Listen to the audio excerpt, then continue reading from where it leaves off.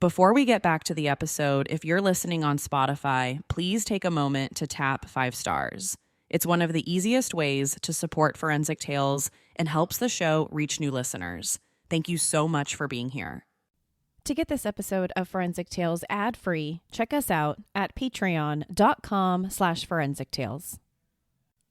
Forensic Tales discusses topics that some listeners may find disturbing. The contents of this episode may not be suitable for everyone. Listener discretion is advised. A couple from Arlington, Texas, traveled to Cancún, Mexico in July 2021 to celebrate their 10-year wedding anniversary. They planned to spend the week relaxing by the all-inclusive resort's pool and sunny beach. The first day of the trip went just as planned. They arrived at the resort, quickly put away their bags, and headed to the beach. After the beach, it was dinner and drinks. It wasn't until sometime in the middle of the night that this dream vacation turned into an absolute nightmare. This is Forensic Tales, episode number 119, The Story of Elijah Snow.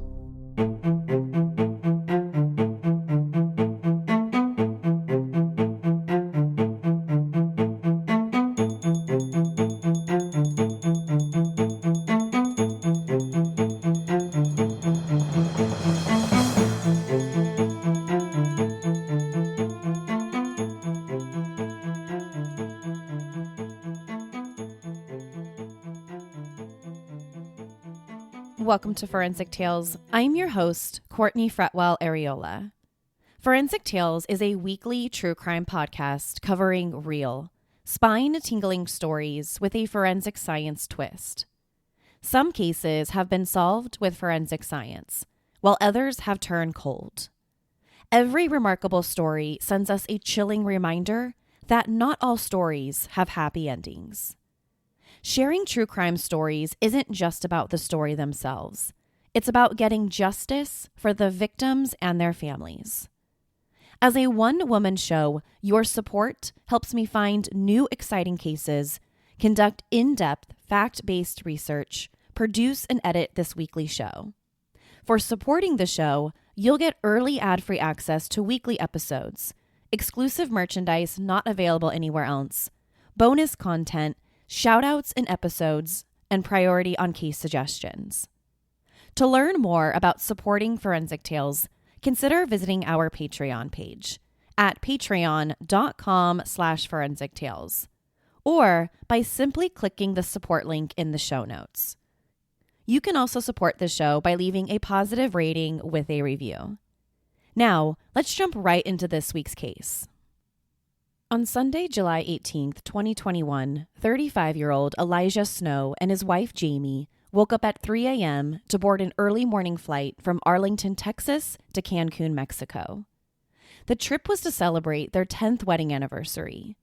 The couple was excited to get away and spend the week at an all-inclusive Mexican resort, enjoying things like unlimited drinks by the pool and fancy dinners together.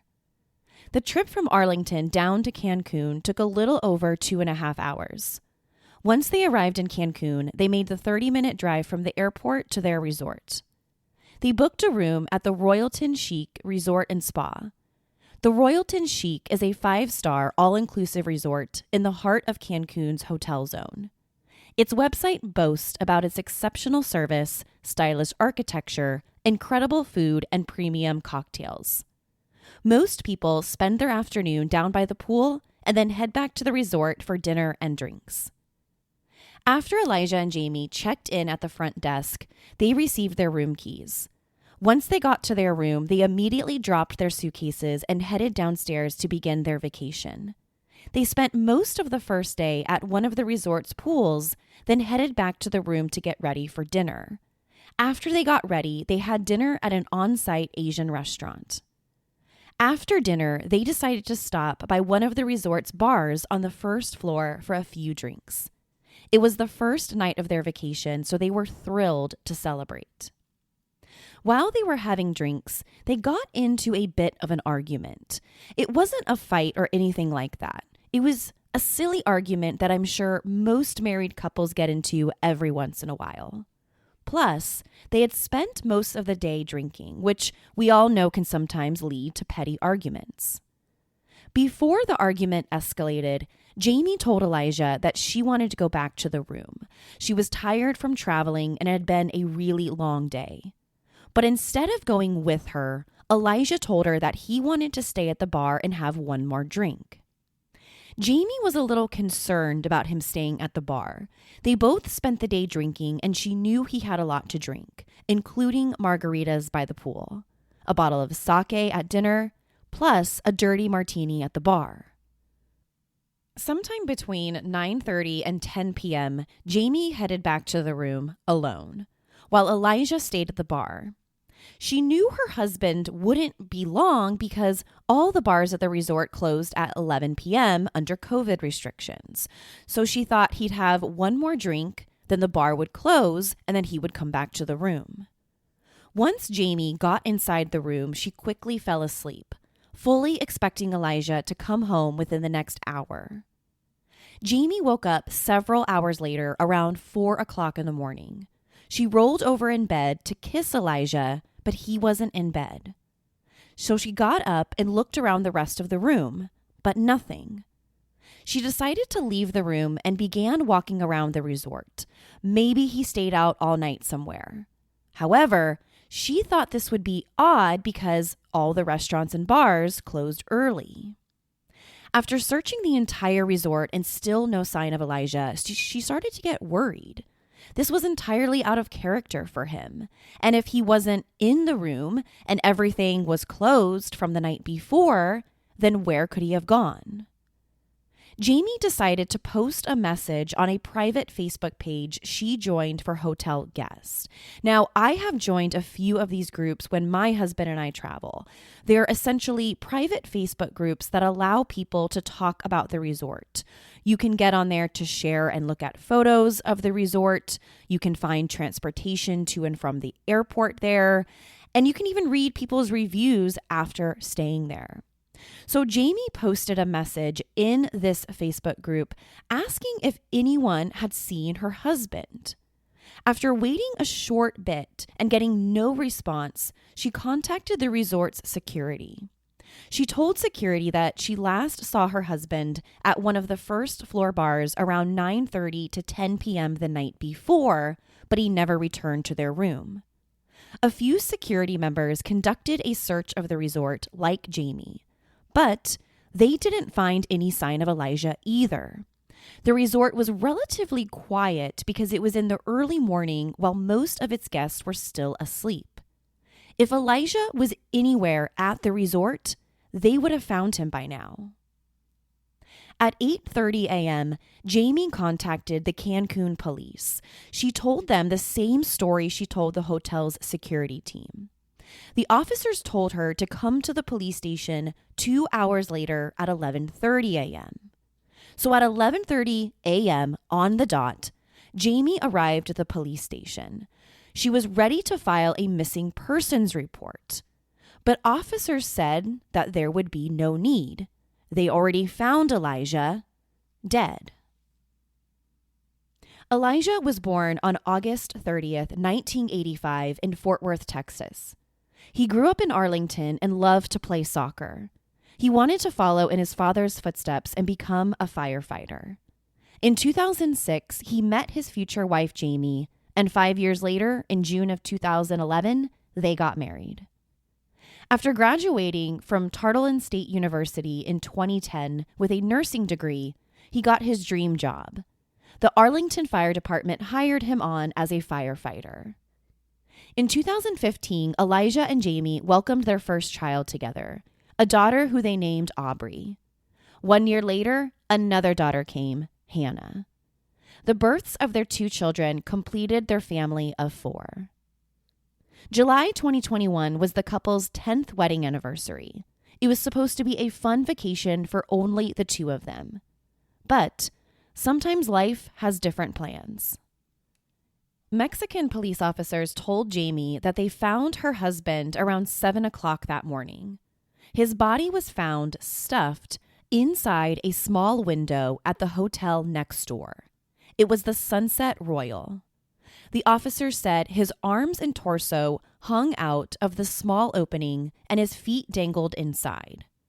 On the other side of the window was a bathroom, so he had half his body inside the bathroom and the other half outside. Immediately, the Mexican police ruled out foul play. Although Elijah's body was only found a few hours earlier, the officers told Jamie that her husband tried to climb out of the bathroom window, got stuck, and likely suffocated. Completely devastated and confused about how this could have happened, Jamie returned back to her hotel room. Officers told her to return to the hotel until the body was transported to the morgue. Once the body arrived at the morgue, she could come back and officially identify the body. Jamie told Inside Edition that everything started to sink in once she got back to the hotel room. She said, quote, "At the police station, I was still in disbelief. It didn't really hit me until they took me back to the hotel, and I was in the hotel room by myself, waiting to go and identify his body." End quote. Having to identify your husband's body while on vacation for your 10th wedding anniversary is devastating enough. But Jamie's real-life nightmare was just beginning. TaxAct can think of a million things more fun than filing taxes. TaxAct is going to name some now. Sitting in traffic. Folding a fitted bedsheet. Listening to your coworker talk about his fantasy team. Digging a hole. Digging an even larger hole next to that original hole. Unfortunately, TaxAct's filing software can't make taxes fun. But TaxAct can help you get them done. TaxAct. Let's get them over with. Jamie was taken to a local morgue in town to identify Elijah's body. She was accompanied by an employee of the resort. She expected to see her husband spread out on some table when she got there, but that's not what happened. Instead, police officers had her look at photos from the neck up on a computer screen. She told the officers that she wanted to see her husband in person. According to Jamie, the officers said absolutely not. She was not allowed to see him in person. She could only look at the photos provided on the computer screen. When she asked them why she wasn't allowed to, one of the officers said because his death wasn't of natural causes. This officer said everything about Elijah's death pointed towards foul play. Now, this completely contradicts the police's initial story, because remember, at the police station when she first learned about Elijah's death, the officers told her that this was an accident and that they didn't believe that foul play was involved. But now at the morgue a few hours later, you've got another officer saying this was murder. This particular police officer assured Jamie that her husband's death would be labeled as, quote, a murder without a suspect on his death certificate, end quote. Jamie said this to People magazine, quote, I was already confused because they were saying there's no foul play, but then it's murder without a suspect and he's in a window, end quote. The resort employee who accompanied her pulled out her cell phone, and while standing next to Jamie, she typed out, "Do you have money?" ? She turned the cell phone in Jamie's direction just enough so that she could read it what it said. What happened next? I can only describe as sick. It makes me absolutely sick to my stomach to even think about this. To see more photos of her dead husband, she paid the police officers $100 in cash each. So for $400, she got to see 4 photos of Elijah. She then paid another $100 to be allowed to use her cell phone to take a picture of a police photo of Elijah's face from a computer screen. So not only has this woman lost her husband on the first day of what was supposed to be a trip of a lifetime, now she's paying $500 just to get photos of him to try and figure out what happened. So after paying the $500 in cash, Jamie demanded to see more photographs. Most of the pictures the police turned over to her were just of Elijah's face. None of the photos showed the rest of his body. This is weird because if he got stuck in the window like the police said he did, why not take photos of the rest of his body, particularly the middle section of his body that was essentially trapped and stuck in the window? Jamie offered to pay the officers more money for more photos of the rest of Elijah's body, but the officers refused. They simply wouldn't give her any more. So Jamie went back to the hotel room and started notifying the family back in Texas. And everyone was stunned when they heard the news. How could a beloved Arlington firefighter and father of 2 young children end up stuck in a bathroom window? And not even a window at their resort, a bathroom window at a different resort? The following day, Elijah's stepfather, David Ojeski, and a few other family members arrived in Cancun. They booked the first flight out to support Jamie and figure out what was happening. Once David and the other family members arrived, everyone was finally allowed to see Elijah's body in person at a local funeral home. Up until this very point, they had only seen photographs. When they finally got a chance to see him up close and personal, they were shocked by what they saw. His entire body was covered in cuts and bruises. They immediately began taking photographs of the body. They wanted to get as many photos as possible. Since all of this happened, Jamie and her family have made these photos public. So if you're interested in looking at any of these photos for yourself, they're online. I've seen most, if not all, of these, and right away, it is evident that Elijah is covered in injuries. Starting with his back. On his back, he's got several large bruises and a few minor cuts. He's also got more bruising and more small cuts on his forehead right above his eyes.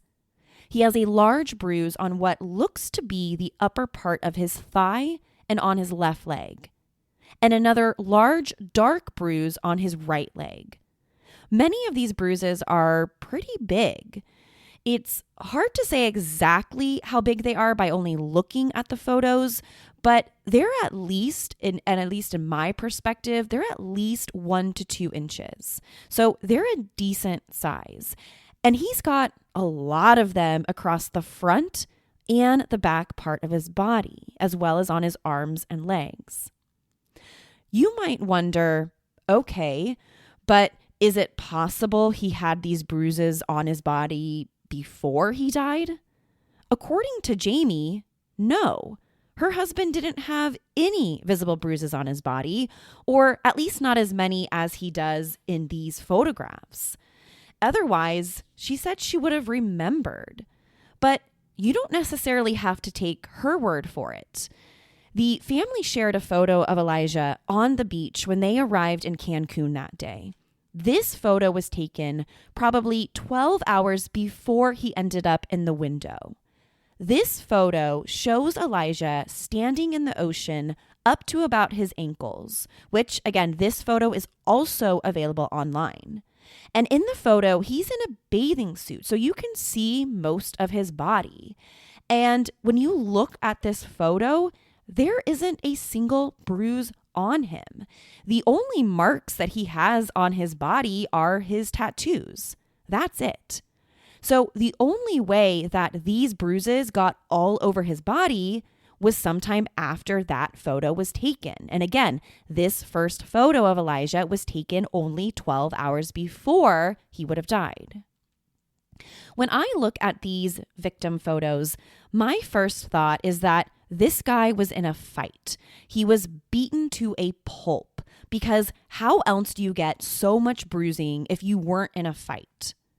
I think the most disturbing ones are those on Elijah's back. He's got several large bruises and cuts on the upper half of his back, slightly below his neck. How do you get so many bruises on your back if you weren't in some sort of fight? It's also strange to see the bruising on the inside of his thighs. That's a strange spot to see injuries for someone who got stuck in a window. If you want to know what I'm talking about, I really encourage you to take 5-10 minutes to Google this case, and you'll find about 8 to 10 photos that the family took that day.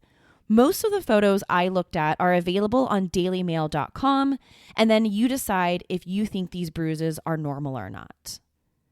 So once Elijah's body arrived at the funeral home, the family also got access to his personal belongings. The Mexican police turned over his wallet, driver's license, fire department ID, and a concealed handgun license. But according to Jamie, there were 3 things the police did not turn over. 1, the rubber wedding band he wore when he traveled. 2, the clothes he wore when he died. And $100 in cash. Jamie specifically remembered that her husband had $100 in cash on him. This is odd, considering all of his credit cards were still in the wallet when the police turned it over. So only the cash was missing. Let's talk about exactly where this bathroom window was located. So Elijah and Jamie were staying at the Royalton Chic Suites. To the left of the resort was where Elijah was found at the Sunset Resort. So it would have only been a short walk from the Royalton Chic to the Sunset Resort. Getting to the neighboring resort would have been relatively easy. But getting to this particular window, not so much. The window where Elijah's body was found is connected to an employee's bathroom. Hotel guests do not have access to it, only hotel employees. It's located at the back of an outdoor theater at the resort. In fact, hotel guests can't even access this part of the outdoor theater. It's only reserved for staff. So if you didn't know it was there, you probably wouldn't even notice it. It's just a tiny window in a dark, secluded hotel theater area. And again, it's not visible to the hotel guests. It would have been tough to see the window because it would have been dark. And he didn't have a flashlight because his iPhone was found back in the hotel room. The window itself is only 2 square feet. It's a tiny, tiny window. Now, before we talk about the route Elijah would have taken to get to the window, let's talk about Elijah himself. Elijah is not a small guy. According to his family, he's 5'9" and 175 pounds. And he's also very athletic. He's a firefighter who does CrossFit, so he's got some muscle on him. He's a big guy for someone to try and squeeze through a 2 square foot window. It's almost hard to imagine that someone who is 5'9", 175 pounds would even think that they could fit into a small window. Of course you're going to get stuck. But when his family saw the window for themselves, this only confirmed their suspicions that Elijah didn't get there by accident. Now, going back to how Elijah could have gotten there, we already know that it would have been a short walk from his resort to the Sunset Resort. Interestingly, on the night of his death, there was a live show happening for hotel guests in that outdoor theater of the Sunset Royale. Because of COVID restrictions, the live show ended early, around 10:30 p.m. This means that sometime after the show ended at 10:30 is when Elijah would have made his way over there. But how did he get there? According to Inside Edition, they sent an investigative correspondent to the resort to try and replicate Elijah's path. According to the correspondent, from the beach, the only way to get there is to cross a fenced-off narrow passageway. He would have had to climb over rocks and then climb down to the window to get there. If he didn't go from the beach, then he might have been able to get there by walking through the Sunset's front entrance.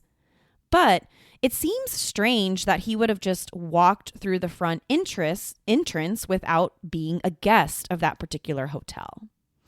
Besides, even if he did walk through the main entrance, how could he have known where this window was? Remember, I can't stress this enough because it's what makes this story so fascinating, is that it's at the rear of the outdoor theater, entirely invisible to hotel guests. Now, I'm going to post photos of the window itself, plus some additional photos of the area to our website, forensictales.com, so you can get a better idea of where this tiny window is, and you can see for yourself exactly what I'm talking about. Starting a business can seem like a daunting task, unless you have a partner like Shopify. They have the tools you need to start and grow your business. From designing a website to marketing to selling and beyond, Shopify can help with everything you need. There's a reason millions of companies like Mattel, Heinz, and Allbirds continue to trust and use them. With Shopify on your side, turn your big business idea into... Sign up for your $1 per month trial at shopify.com/special offer. To find out why and how Elijah ended up at this secluded window, the family asked the Royalton Chic and the Sunset Royal for security footage. If they could find at least one clip showing Elijah that night, that could help explain what happened to him. But when the family approached the resorts, they were met with opposition. The Royalton said they weren't allowed to turn over the resort's security footage to hotel guests. When the family pushed a little harder and asked them why not, the resort simply said because there's a death involved. Because this involves a death, you would think that that would be a good enough reason to turn the tapes over. But sadly, not in this case. The family then asked the Sunset Royal for their security footage. But according to that hotel, their cameras weren't working that night. In July 2021, Jamie contacted the U.S. consulate in Mexico to try to get the Royalton security footage. 3 months later, in October, she finally heard back from them. But it wasn't exactly what she hoped for. The U.S. consulate said they couldn't provide security footage from the resort, they could only give her pictures. Jamie responded by saying, okay, that's fine, but I'm going to want still shots of every second from 9 p.m. until 7 a.m. the next day.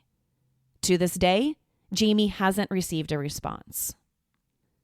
The Mexican authorities officially closed the case and ruled Elijah's death an accident. Although they seemed to go back and forth with their investigation, they decided that his death was accidental. Now, what about the cause of death? Well, the Quintana Roo State Attorney General's office said mechanical asphyxia due to abdominal compression. In other words, the Mexican authorities say he was simply trying to climb out of a restroom window, got stuck, and suffocated to death. He somehow became trapped and couldn't put his feet on the ground, which gave him no support to release himself from the window. Despite the massive bruising and cuts to Elijah's body, they don't believe foul play was involved. But if this was somehow all just a freak accident, then why? Why did Elijah leave his resort and try to climb through the window of another hotel? If you ask the resorts or the Mexican authorities, they don't know. They say that Elijah was probably just a drunk guy and stumbled his way over there, and they don't understand why he was there. Maybe he had to use the restroom, saw the window, and tried to get in. But if that's what happened and Elijah just had to pee, then why not turn around and go somewhere at your own resort? Why not go to the bar's restroom? Why not just walk upstairs to your own room where your wife is already there and use the restroom there? Why would you walk across the beach into another hotel if you simply just have to go to the bathroom? Yes, he was probably intoxicated. He had been drinking all day, but can you become so drunk that you try to climb through the window like that? And then somehow inflict all those bruises and cuts to your body? Although Mexican authorities believe Elijah's death was an accident, his family wholeheartedly disagrees. The family believes that sometime after the bar closed around 10:30 or 11 p.m., he stepped outside the Royalton and onto the beach. That's when he might have been mugged for the $100 in cash that was in his wallet. Maybe he tried to put up a fight, and that's when he was beaten to death. This would explain the bruising and cuts all over his body. He likely ended up on the ground and was kicked in the stomach and back. When the kicks missed his back and stomach, he was kicked in the thighs, explaining the bruising there. Once he was dead, his attackers then tried to dump his body by pushing it through the window in a secluded area of the neighboring resort. Once they realized Elijah was a big guy and that he wouldn't fit in the window, they left him there, half inside, half outside. And that's how his body remained until hotel staff found him at 7 a.m. and notified the police. Another possible theory is that after beating him, he wasn't dead, but they tried to hide his body. Maybe they looked for bushes or somewhere to leave him, but they couldn't find any place to put him that people wouldn't see, and that's when they saw that window. Then, once they stuffed him in that window, he suffocated because he couldn't get out on his own.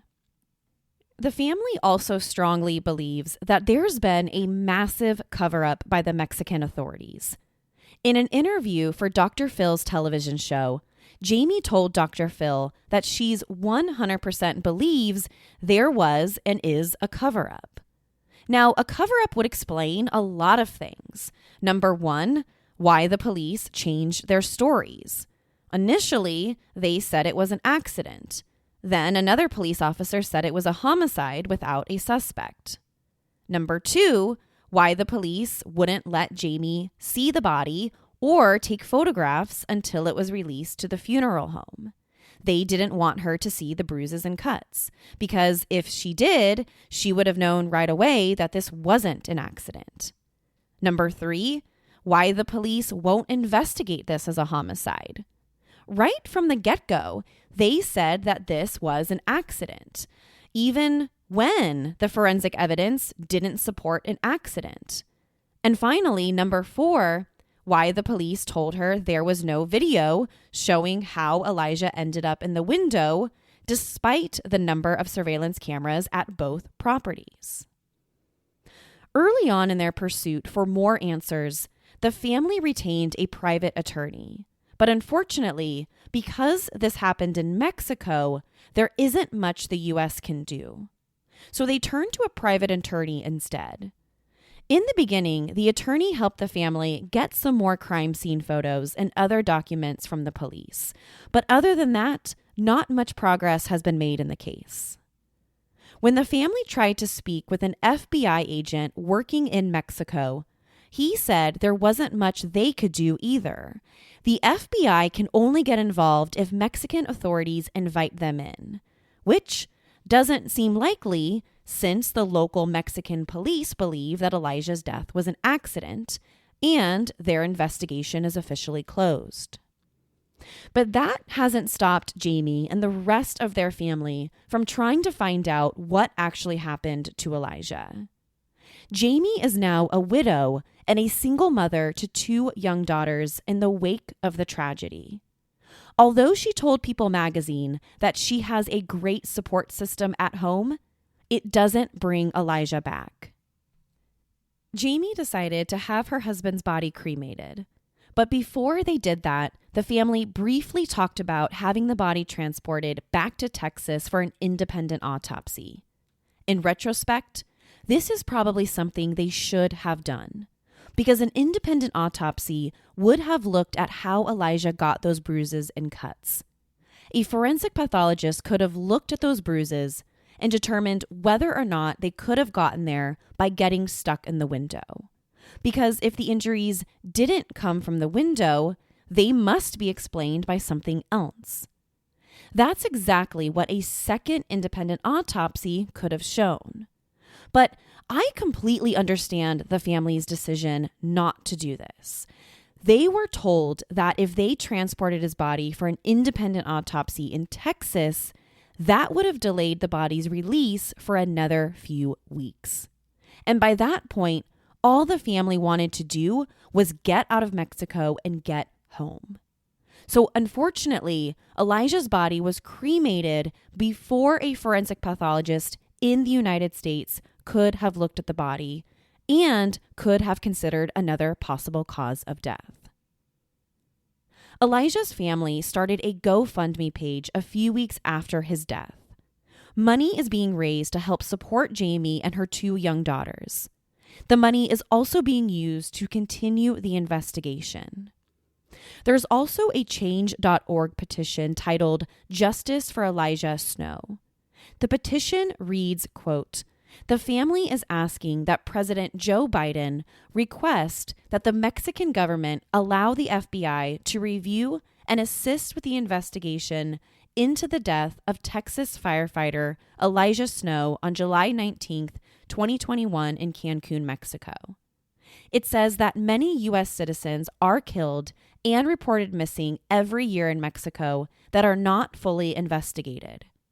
It asks for the U.S. government to finally stand up to Mexico and for President Biden to act on behalf of Elijah Snow and other victims who have either been killed or went missing in Mexico." If you'd like to learn more, visit the petition at change.org, Justice for Elijah Snow. Especially if you don't think this is an accident, I encourage you to do your part and get involved. Right now, the petition has over 12,000 signatures. In an even bigger attempt to get the FBI involved, the family has publicly released post-mortem photos of Elijah's heavily bruised body. These are the photographs that I talked about a little bit earlier in the episode. I have seen these photos myself, and I suggest you go online and check these photos out for yourself. The bruises and cuts to his body truly speak for themselves. The facts are hard to fathom. In today's world, full of cameras, procedures, forensics, and DNA testing, an honest, hard-working firefighter can be found mysteriously dead, stuffed inside a hidden window in a luxury resort, and killed without a sound. The police know nothing. The government refuses to help, all while the victim and the family suffer. I guess in today's cruel world, sometimes even the forensics aren't enough. To share your thoughts on Elijah Snow's death, be sure to follow the show on Instagram and Facebook at Forensic Tales. What do you think happened to him? Do you agree with the Mexican officials that this was some sort of tragic accident? Or do you believe in a cover-up? To find out what I think about the case, sign up to become a patron at patreon.com/forensictales. After each episode, I release a bonus episode where I share my personal thoughts and opinions about the case. You'll want to listen to this one because I'm going to let you know what I think happened to Elijah. To check out photos from the case, including photos of the window, be sure to head to our website, forensictales.com. Don't forget to subscribe to Forensic Tales so you don't miss an episode. We release a new episode every Monday. If you love the show, consider leaving us a positive review or tell friends and family about us. You can also help support the show through Patreon. Thank you so much for joining me this week. Please join me next week. We'll have a brand new case and a brand new story to talk about. Until then, remember, not all stories have happy endings. Forensic Tales is a Rockefeller audio production. The show is written and produced by me, Courtney Fretwell Areola. For a small monthly contribution, you can help create new compelling cases for the show, help fund research, and assist with production and editing costs. In addition, for supporting the show, you'll become one of the first to listen to new ad-free episodes and snag exclusive show merchandise not available anywhere else. To learn about how you can support the show, head over to our Patreon page, patreon.com/forensictales, or simply click the support link in the show notes. You can also support the show by leaving a positive review or spreading the good word about us. Forensic Tales is a podcast made possible by our Patreon producers, Tony A., Nicole L., David B., Paula G., Selena C., Nicole G., Christine B., Karen D., Nancy H., and Jim C. If you'd like to become a producer of the show, head to our Patreon page or send me an email at Courtney@forensictales.com to find out how you can become involved. For a complete list of sources used in this episode, please visit forensictales.com. Thank you so much for listening. Your support means the world to me. I'll see you next week. Until then, remember, not all stories have happy endings.